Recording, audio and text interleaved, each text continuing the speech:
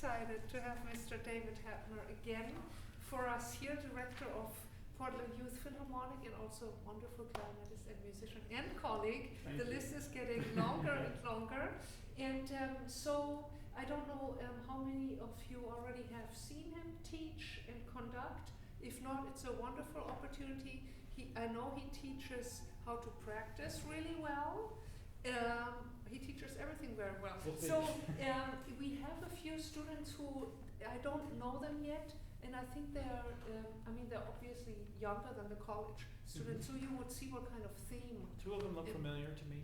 So if they are familiar to you, then you know what to do. So who's going to go first? I don't know. Who would like to start off the two Eric, you want to go first? Okay, good. So I want to look at the time and see how we're doing. We have a little bit of time before the recital. Okay. In between. Absolutely. Okay. And, You want to sit or stand, Eric? Okay. Okay. There you go. And if you don't mind, you could introduce yourself real quick, since when you're playing the instrument or you're going to school, your name, of course, and so forth. I'm Eric, and I go to Stoner Middle School, and I'm an 8th grader. What are you going to play? My love concerto number 2, the movement number 3. Okay. How about, oh, you're going to sit. Okay. That good? Closer? I actually want to be able to see. Great.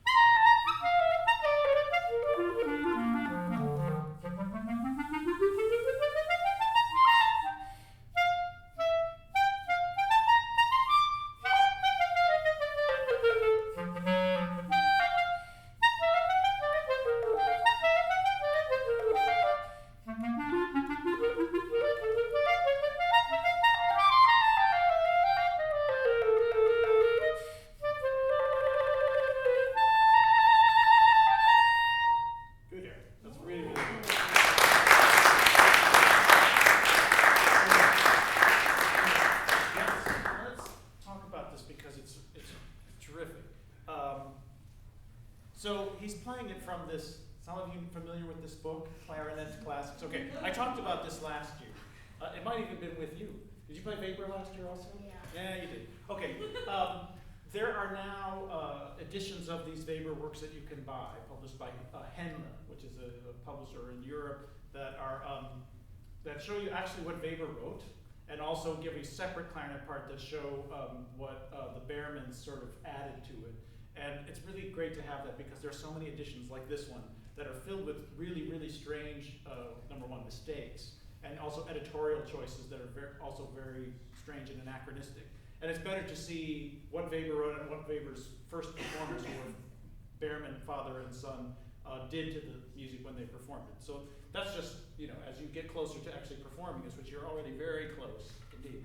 And like, in fact, some of the hardest passages you played the best, which is great. So, we've talked about fundamentals before. So, in terms of playing a wind instrument, what's the most fundamental of all the fundamentals? Air, right.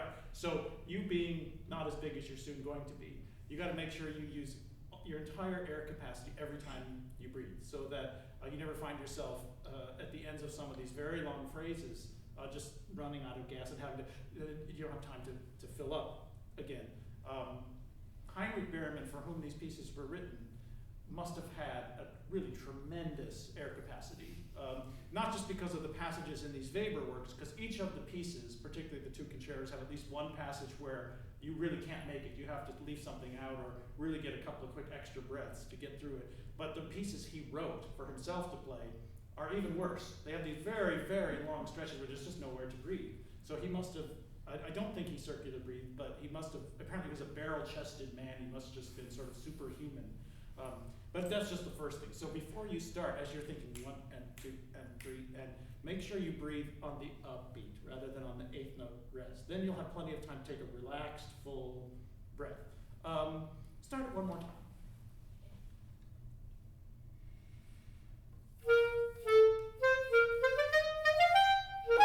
Okay, so what's the title of this movement? Polacca. So what have you, in your scholarly research on this concerto, learned about what a polacca is? Nothing. Okay, it's a musical form that's meant for what activity? Praying, singing, dancing, celebrating, which of those? Probably dancing. Good, that's a very good answer. It's sort of a relative like a mazurka. It's a Polish dance. So, and it's, one of its features is the syncopated idea that it starts with. So you want it to sound more bouncy, right? So it's not just a ba, be, ba, which is fine, you executed it really well. But can you make it sound a little more playful, like the people dancing to it are having a little more fun? Because they've probably been celebrating in a particular way that you'll know more about when you go to college. That makes them a little less inhibited, okay? So try it one more time.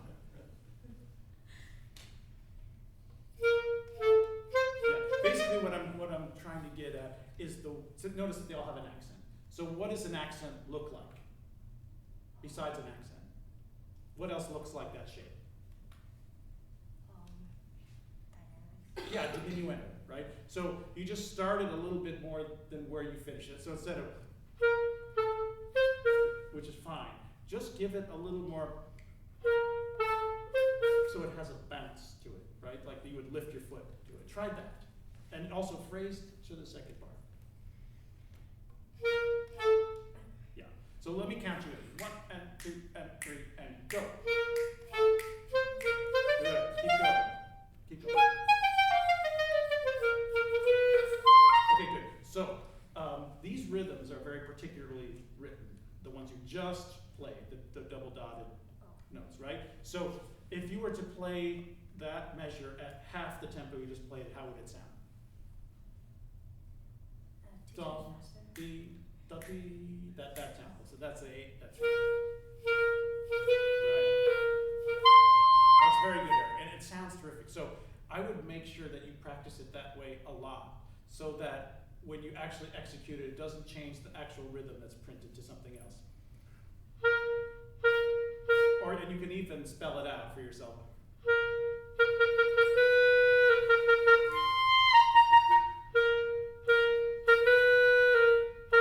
Because when you played it in tempo, it was a little sort of approximate.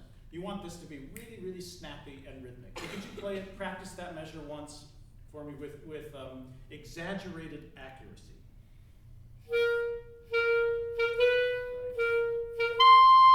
Good.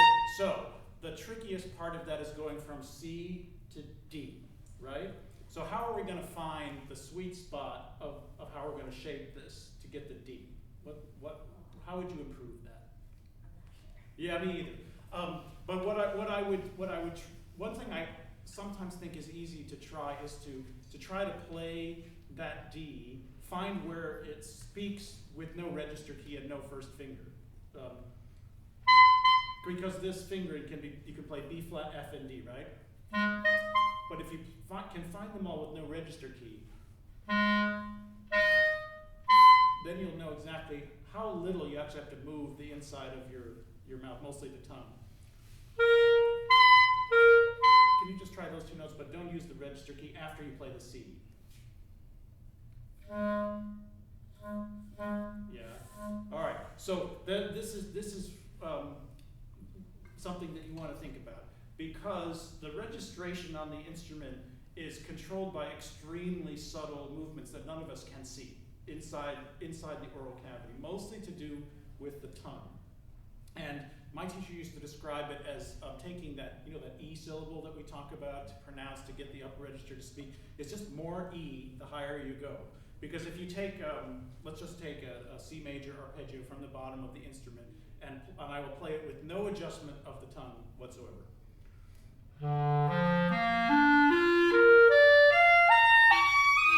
Okay, that's what you get. But if you think E, more E the higher you go.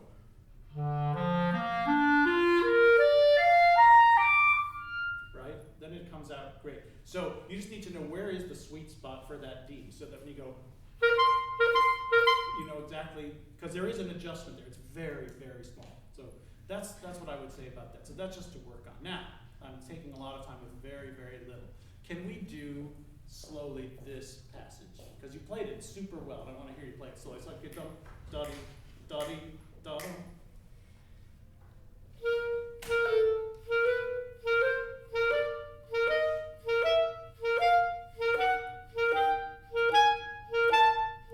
Great, that's super. So can you do it one more time and just make more crescendo? Make more crescendo, use more air. However, yeah, don't turn it into triplets. Really cant it out.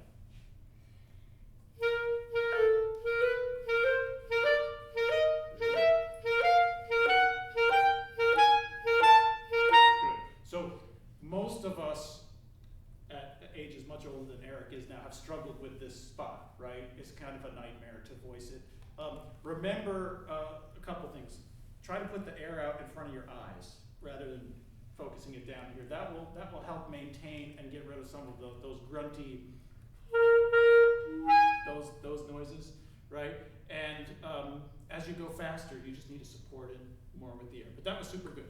Now let's talk about on the next page, because yeah, starting here. Would you play it again and actually play forte?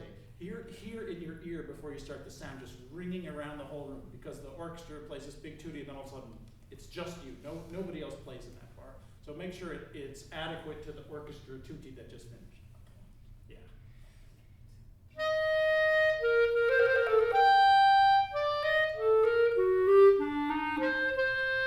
Great, that's great. That's what I would call correct.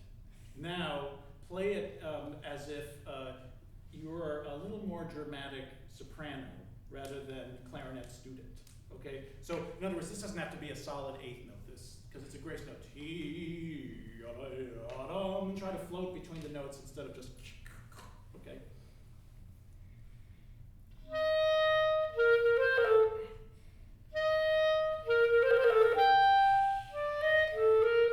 Yes, good. Go on.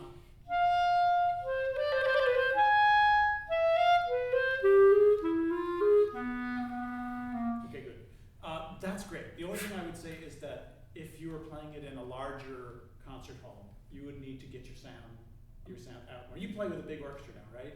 It's loud, right? Or you have to really like everything going on in there. It's like it's got to light up the reed,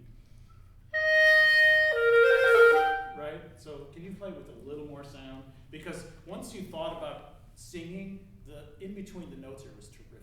And then make sure you phrase to this D and then come off it a little bit, just like it's marked. Okay, that's good, but it's like mezzo piano. Do it again.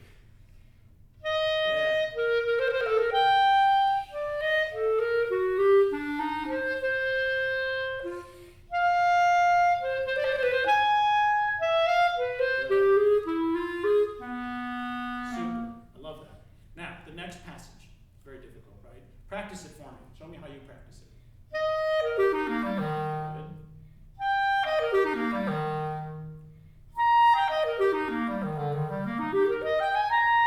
That's super. That's super. This sort of practicing will result eventually in a really brilliant performance. It will take some time because it's very, very rapid finger movements. The one thing I would say is imagine the downward motion to have a little bit of a crescendo, because otherwise it will sound like a diminuendo just based on the sort of sounds like a diminuendo, right? So really, and then just make sure the air follows you down through this long passage.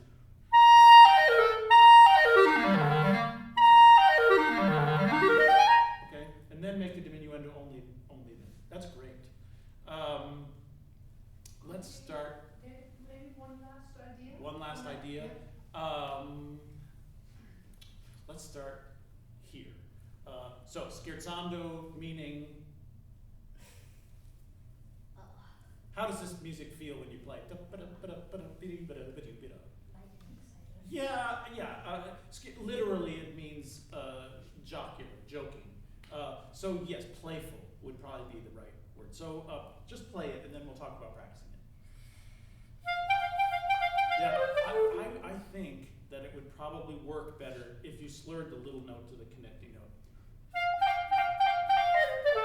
I think it probably will sound better that way. Slow it down. It's a new idea.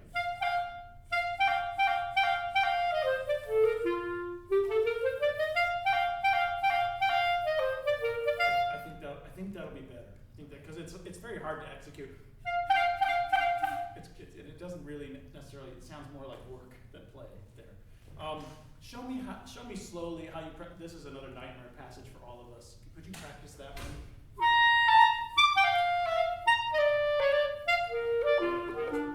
Okay, so let me talk just to everyone about that spot and how I would approach it. Beyond the fact that he played it slowly, how the fingers are going to work there, because that's a tough one, right? So my teacher used to talk about, and I know we've talked about it because I can see you doing it, about prepared finger staccato.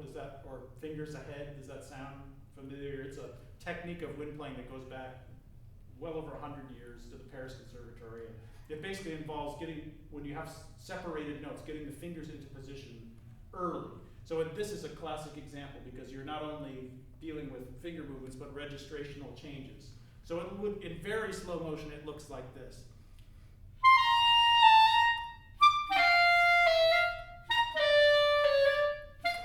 So that you're really sort of taking as much of the gamble out of that passage as possible, because at the tempo it goes, it's extremely difficult to play. So it's a lot of technique on clarinet is just planning ahead for where everything needs to be. Let me talk also about that arpeggio passage. As you practice it slowly, you must practice it slowly with very fast motions of the fingers. Because sometimes when we play something slowly, it's meant to be slowly in performance, so we're using a gentle legato finger motion. But in this case, we're preparing to play rapidly. So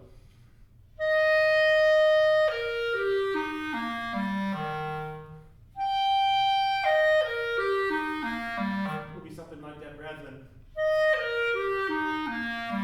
If you practice it like that, you're not really preparing yourself to execute it rapidly down the road, because it's. And the same goes for your scales and arpeggios, which I know all of you practice every day for at least an hour. And when you're learning scales, it's always.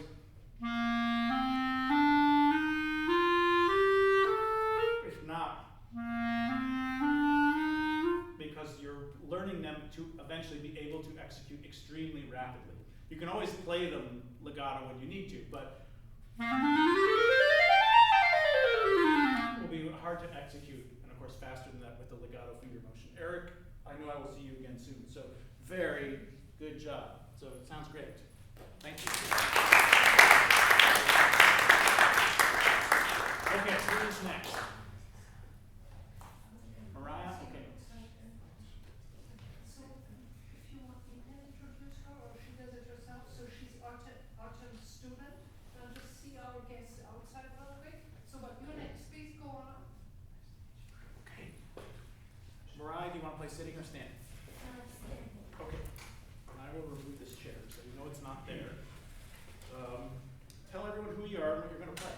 My name is Maria, and I will be playing Presto by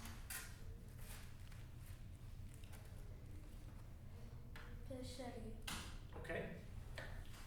If I know this, I may sneak behind you and watch it.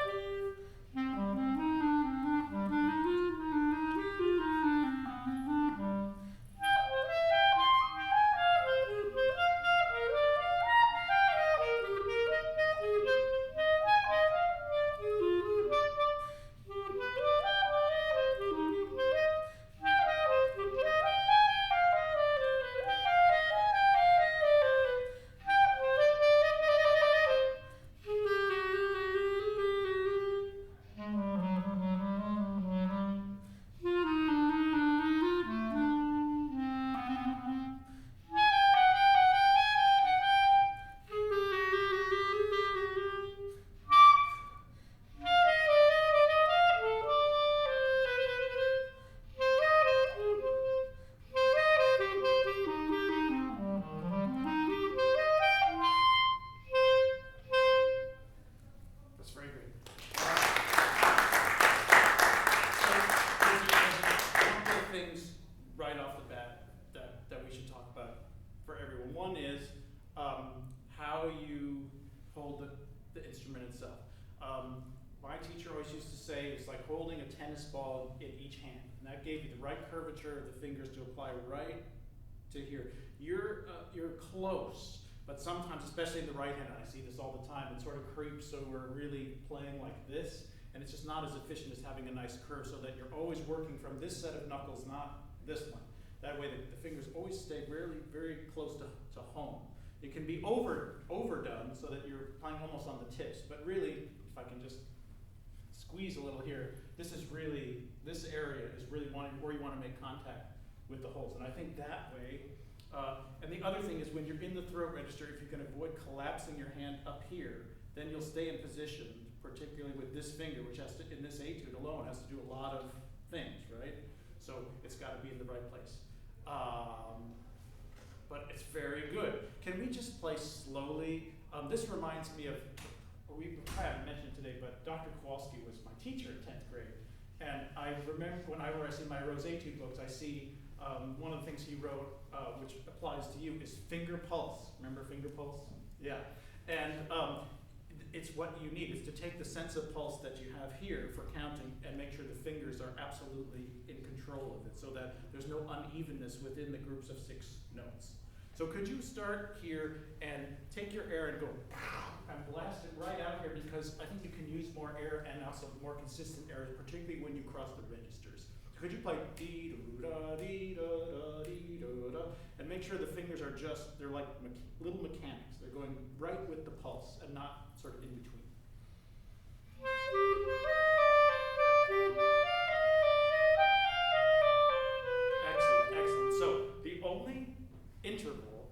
any trouble was A to E. And I think the fingers were okay. I think you just didn't support it enough with the air. Make sure air in between the notes. Do it one more time.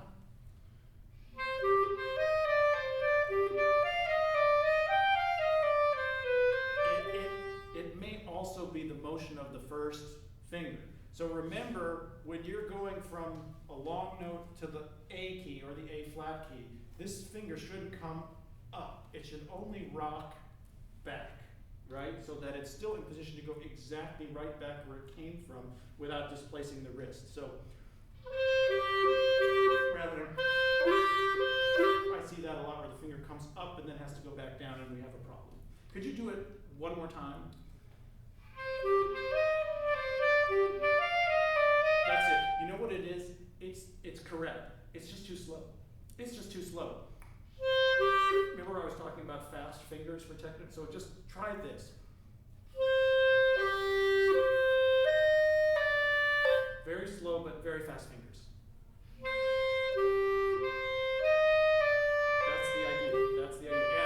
And you will notice when you heard that the connection was super clean, right? There was no hesitation of the air in between. So some of it is just slowing the pulse of the music and making sure that it's clean between every interval. Could you do it in a lower octave now?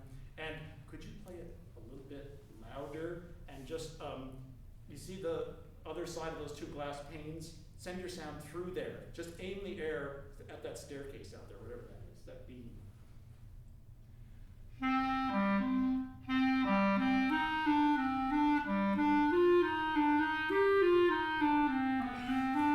It's very good.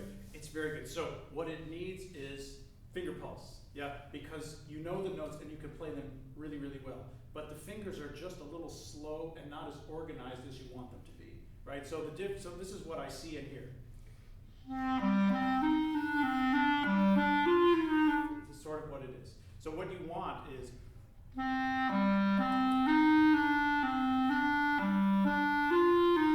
would you do that with that exaggerated fast finger motion?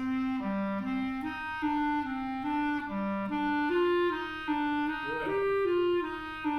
Super, super. The only thing I would say, because that's excellent, is in terms of the quality of the sound, it's just a little bit soft around the edges. Just imagine, they haven't done this for a while. At Starbucks, they used to give you these things to stir the coffee with that were actually a little plastic straw with teeny, teeny little holes in it that you could try to blow through. That's how I want you to focus the air. Like you're blowing through a very small straw that's going this way, not this way. And do that again. So the shape of your face and the interior, bring it down and aim it this way. Do it again, exactly. Yeah, you just have to use a little more air from here, straight out, and it'll be fine.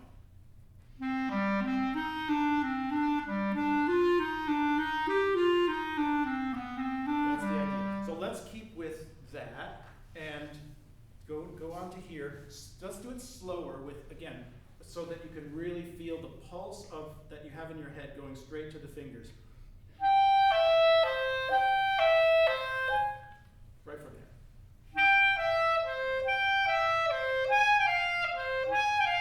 Okay, so the B flat to G thing is finger pulse. Again, whenever we have to coordinate the two hands like we do from B flat to G, it's very hard to do it especially if this finger is too slow, right? It has to be very fast. Could you just play with very fast fingers? Good. To me, it still looks like it's on the edge of being slow. Could you make it exaggeratedly fast? Not the tempo, just the motion of the fingers. That's the idea. But did you hear the extra note that you got? So, let's try.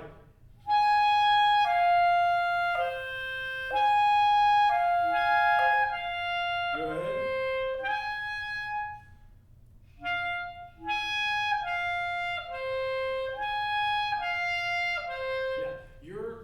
Your thing is that your finger motion in general is always the same.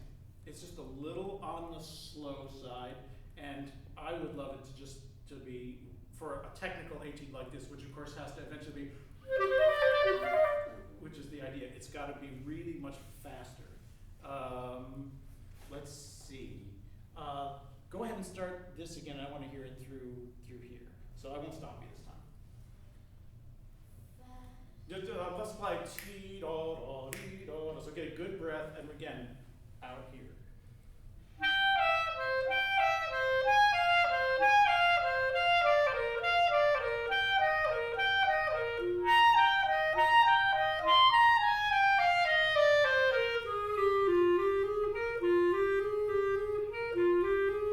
Okay, so when I see you go from G to A, you strike the A key way up here. You want to strike it. You can even see on my instrument. See where it's pink, where it's worn off.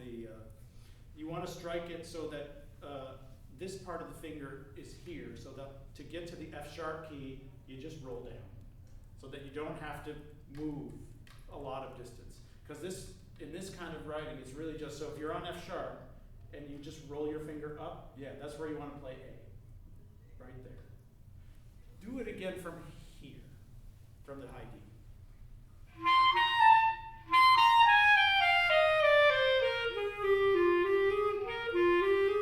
Right. Good. That's the idea. So let's talk about subtones. Anyone ever struggle with them besides me? Okay, it's the same thing that I was saying to Eric about focusing the air so that you could, if you needed to, play it without the register key. Try this. Play high C and then release the register key and start going down chromatically.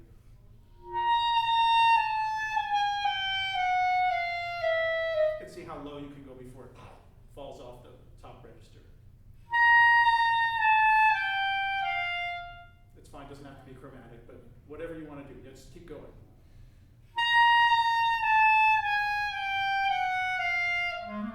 Okay, so you got down to about there. So what this is about is the intensity of the airstream and trying to maintain it so that you've got the right flow of air to pick off those high notes softly or loudly and confidently without, because that's what we're trying to avoid. So if the tongue is close to the reed, like we heard about this morning, and the back of the tongue is high, you should be able to go a little bit lower.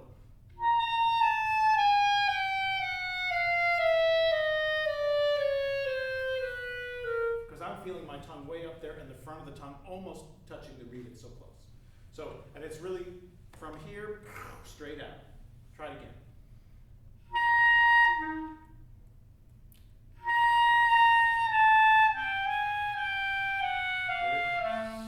Okay, so that's just something to worry about, because when you go from here, that's where you're going to find it's going to happen. You're going to wind up with a crack there. Okay, can we actually just go ahead and start there? And notice it says crescendo all the way through there, so actually do that.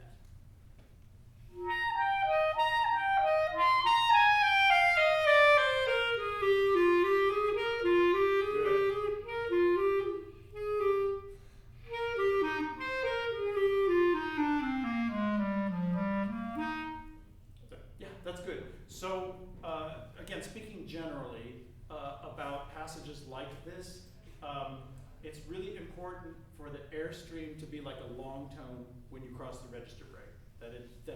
Because then you really will run into trouble. If there's any unstableness to the airstream, you'll end up with that. And the same thing coming back down. Barbara's not here. Let's try, what was the other spot? It's 10 after 4. Okay, so it's about time to move on. Mariah, it sounds really great. So good work. So slower tempo, faster fingers, intensity of the airstream, and aiming it out in front of you. Yeah, and really listen to what's happening at the top of the upper registers to eliminate those subtones. All right? Good job.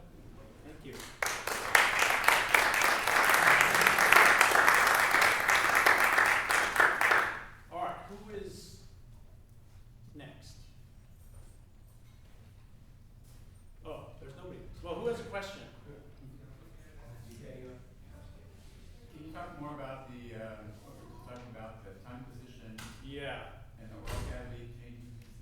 Well, you know, the magic of clarinet technique is that so much of it is invisible. So this is, unfortunately, Paul Nicholas left, but he said play for your students, and you really have to sort of hear and have explained at the same time how all that functions, because you can't see it. My teacher, Mr. Marcellus, when I studied with him, he was blind at the time, which was a terrible thing for him, but I think it put him more in touch with how it physically felt to do things, which that part of it is not surprising. So he was wonderful at describing what it should feel like inside to do certain things, and that was really where this two concepts, which he said to shape the oral cavity. One is to pronounce either the German O umlaut or the French EU, which is something like which is sort of you got the back of the tongue where it feels very high, and you're getting the front of the tongue very close to the reed. So again, the difference between that and something like AH or OH, aw or O. There's a clear difference in there. So, but it's also just the subtle adjustments of that as it goes higher. You're just thinking more and more E, and that alleviates the need to put pressure of the jaw. Because one of the things that he strongly emphasized was to keep the jaws open while playing. He would say you should be able to put a pencil eraser or your little finger between your back molars when you're playing, because it's really pretty open. And that's the other thing about this exercise with the intervals. Don't adjust the pressure of the jaw to do that. That is not going to help. It's really just a little bit of adjustment in the back and middle of the tongue.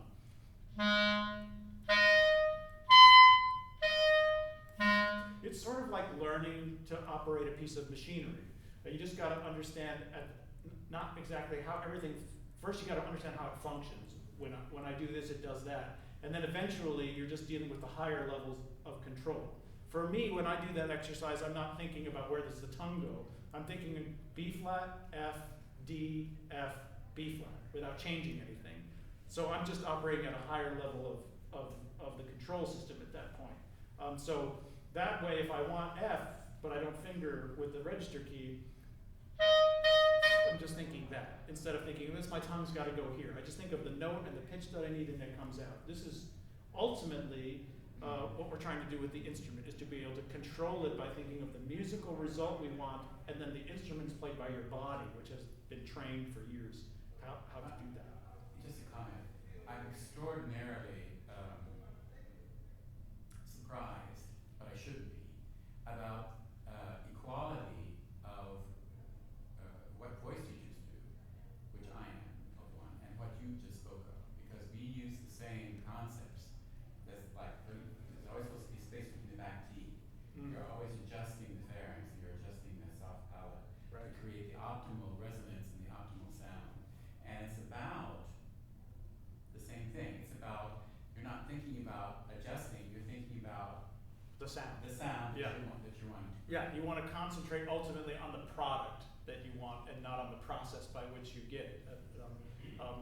Marcellus was a golfer. He'd say, get the ball in the hole. Don't worry about the swing right now.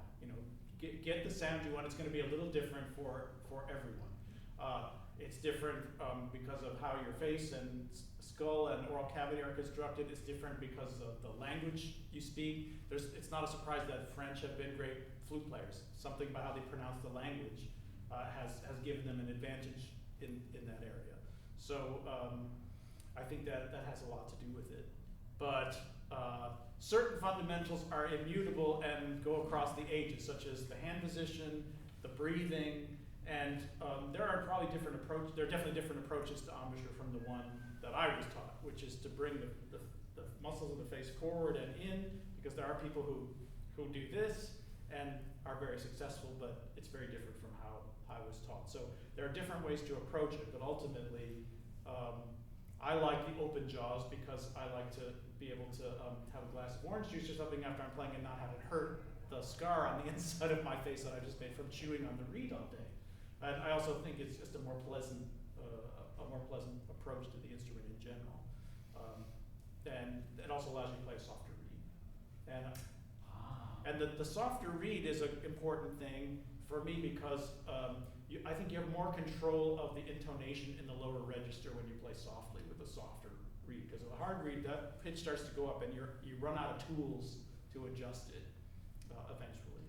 So, yes? Can you go over that a little bit about using a softer reed to get Well, intonation? My experience was when your reed is too hard and you have to make a big diminuendo,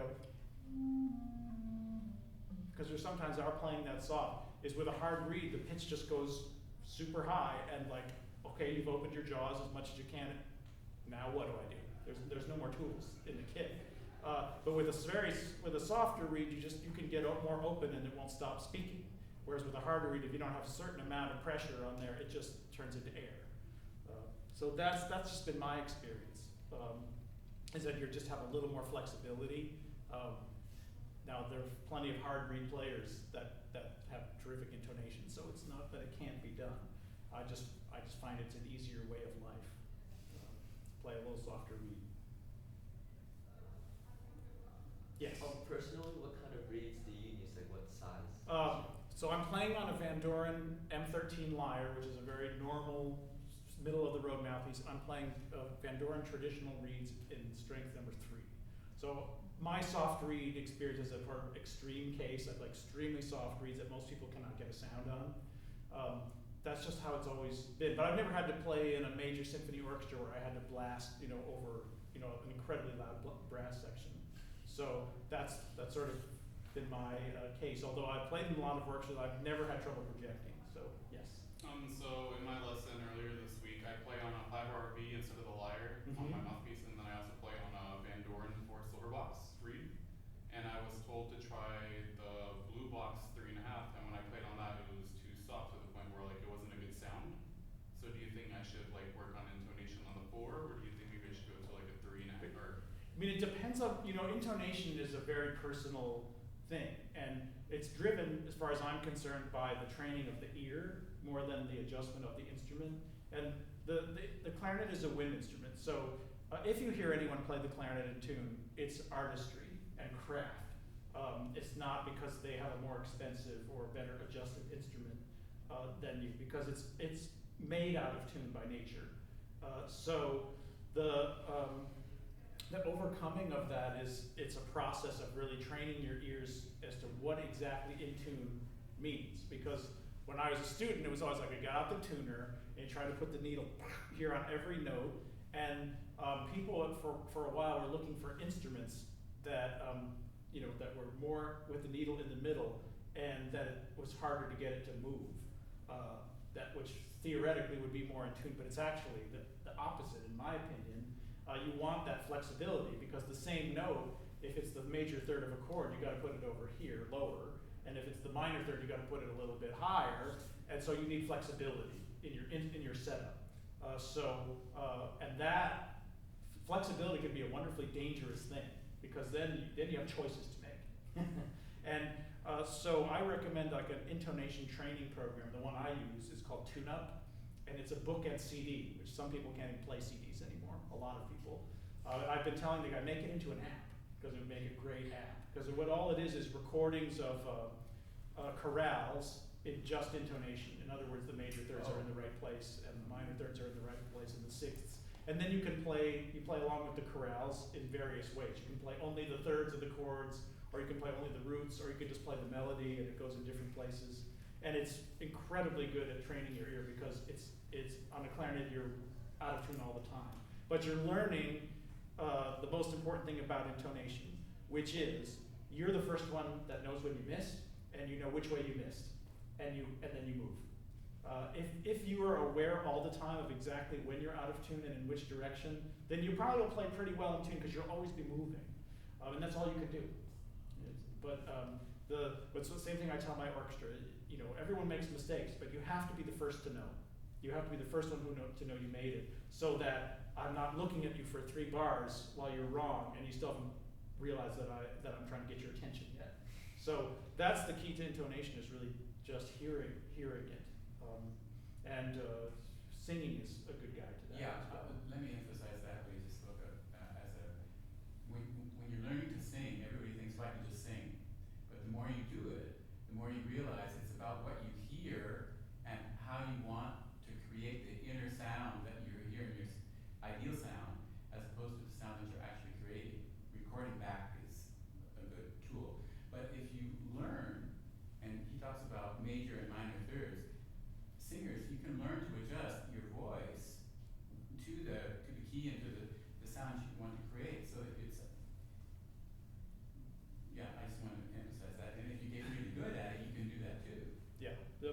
intonation is a lifelong learning process, and it is learnable. I mean, I've worked with hundreds and hundreds of students, and all of them have learned to play much better in tune through the work that we do together, which is basically tuning all the time. You know, people say, why do you tune chords in rehearsals? You know, it'll be 10 degrees colder the next week, and it'll be different. But actually, we don't tune them so that it's exactly the same intonation in 2 weeks. It's just so that they understand when it sounds like this, it's because I'm here and I need it to be here. So just so they recognize where they have missed, and what the tuner, the mechanical tuner, is for, is to understand where your instrument's tendencies are, high or low, or whatever it is. But it doesn't help you play in tune. I've known people who put the tuner on the stand during rehearsals, and it doesn't settle arguments. It just annoys people because it doesn't really tell you anything that useful. Your ears are the guide that you need, and also it's no good to be correct. All it's good is to adjust. I remember Charlie Delaney, who was the flute professor at Florida State, telling this great story about his summers as a young man at the Brevard Music Center. He played in the orchestra with one of the world's great oboe players, a guy named Al Genovese, who later played in the Boston Symphony. And he was playing with this guy they'd never met, and he said, "Boy, this guy's really good." And the weird thing is, I'm playing the best in tune I've ever played in my life, and maybe it has to do with this guy. So he said, he thought to himself, "I'm going to play a little sharp and see what happens." And he did, and he was still perfectly in tune. He said, "Well, now I'm going to play a little flat," and he was still perfectly in tune. He's like, and so then he looked over and he said, and he just looked at him and was like, "What the hell are you trying to do?" That they were friends forever after that. They just found like sort of kindred spirits. You can put really good musicians who've never met together, and it just works because they're willing to compromise and because they understand it in the first place. But when you get stubborn about it, about being right, then nothing ever gets fixed. Great. Anything else? Other than curving your fingers, what other techniques do you recommend to develop even finger movement? Super question. Okay. The slower you practice, the better things will get. So scales and arpeggios, like the Behrman book, there's no substitute for those things. So just making sure that every key and every connection, which if you play the Behrman book straight through regularly, you'll cover nearly everything. So just making sure if something is like, what are you working on right now? I'm working on the Closé book. The Closé book. So that's it has little X. So the problem with the Closé book, there's very few actually, but the problem is that scale page that everyone practices.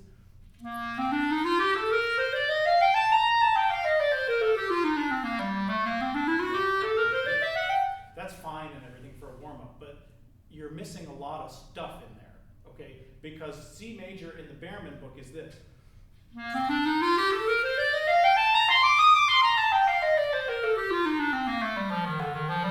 Okay, there's a big difference between that and what's in the Closé book.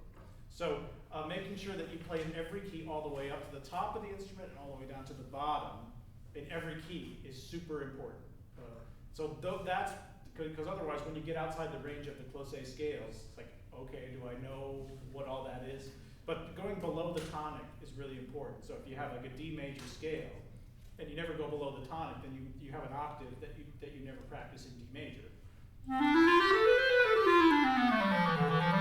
Those are all really important. So, but making sure that when you practice your scales, that they are even, especially going across the breaks and any strange combinations of fingers, and concentrating on the keys that are more technically involved. Because if you observe a C major scale and what's involved, other than when I go across the break, one finger, one note. B major scale.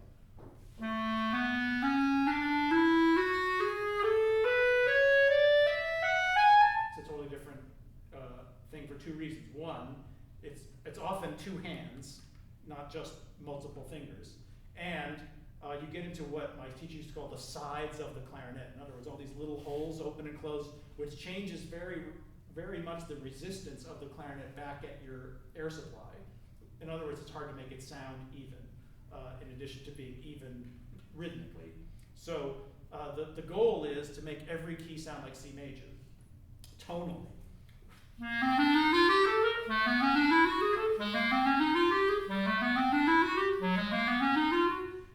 And then that's just overcoming the resistance of the instrument, which you do by blowing the air like a long tone through all of those, and the arpeggios, and the scales and thirds, which are really, really important.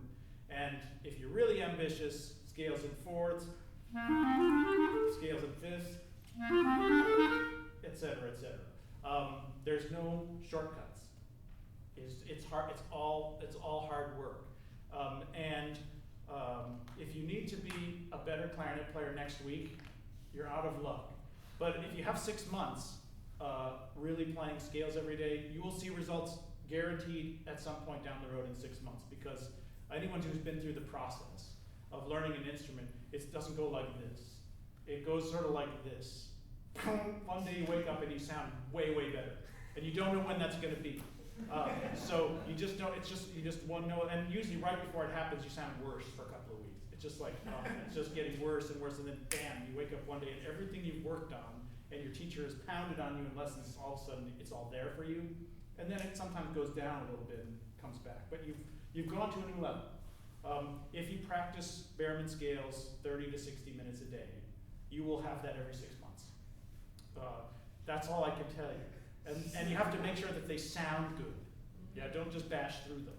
Some days will sound better than others, obviously. But when I was playing professionally and not conducting, my warm-up routine was about 50 minutes every day of scales and arpeggios of various kinds, both slurred and tongue, because one thing we don't do enough of is exercise the muscles that create the articulation.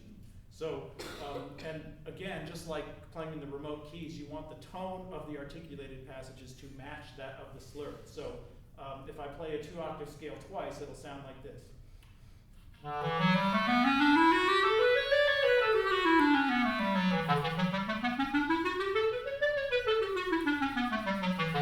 This is important because you try to get the same tone and also the same airflow. Because really, what you're doing is, with a short note, is taking the long note sound and just chopping the ends off of it, right? That's all it really is that very short on-off that we heard this morning at the master class. So you go from to trying to produce the shortest note that you can. So that's just playing a long tone, except that most of the time the tongue is touching the reed, preventing it from vibrating. But the air is still behind there.